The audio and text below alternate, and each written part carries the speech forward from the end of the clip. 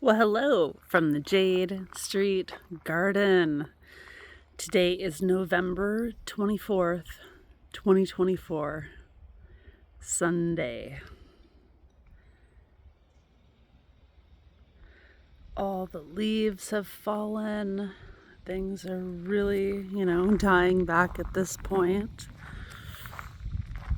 It's a nice rainy-ish, cool day here.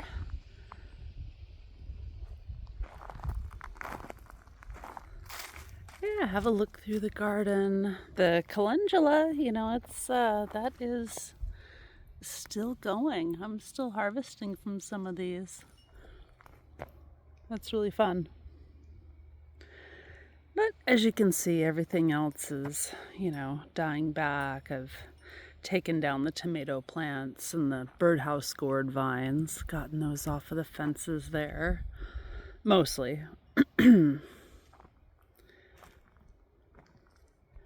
Looking at the hugel bed. Yeah, just lots of calendula. The echinacea is, there's some of its seed pods.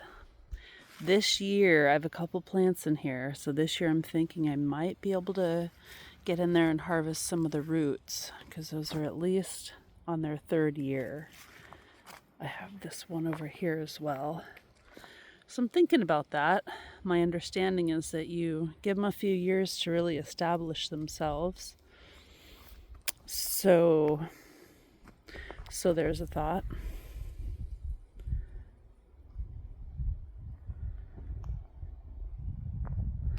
The garlic has all been planted. It's taken this half row of the long row. So that leaves me with a little space to work with down here. We'll see what I come up with there. Raspberries, they're done. I mean, I still see a few berries, which is pretty amazing. I haven't been out here for a few days. But what I'll do here is take down the supports and pretty much just cut everything back down to the ground one of these days. But I get out here. Yeah, so just, keeping things clear and covered with the leaves on the beds, and just keeping the soil covered is a really good idea.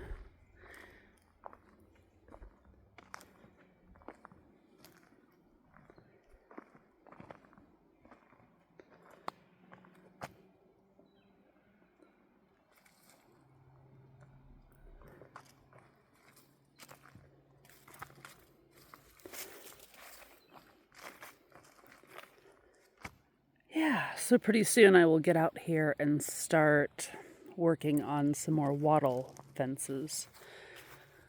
I started this one last year and that worked out really well. I ran out of time and material, so I didn't get very far on this other side. But there's a maple tree down here that I can take some branches off of and finish that front side, and lots of hazelnuts and different things that I can prune back and use the wood to make little fences for the beds. I'm sure you've seen this, but I've also, with that same method up here, these used to be just flat on the ground like my other beds, but I used this technique and it looks really good. It worked really well. I didn't feel like doing the ends, so I just stuck some log rounds there. I have a bunch of log rounds that I've used in various beds. So that kind of creates an instant bed.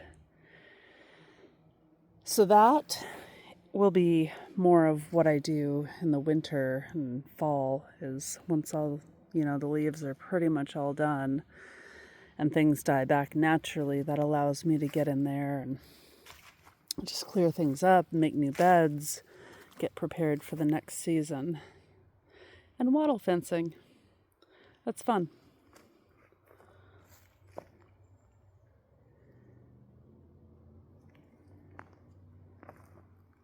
This area still Doing pretty good. Just have a lot of miscellaneous things in here. It's the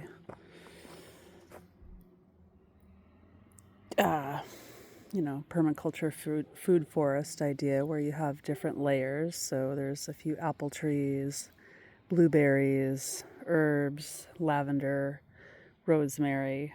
I have mint going on in there. And that's fine. It can spread through there, which it likes to peek out into the pathways because mint is very aggressive. It's not a joke when they say keep it in a pot unless you don't mind where you're putting it.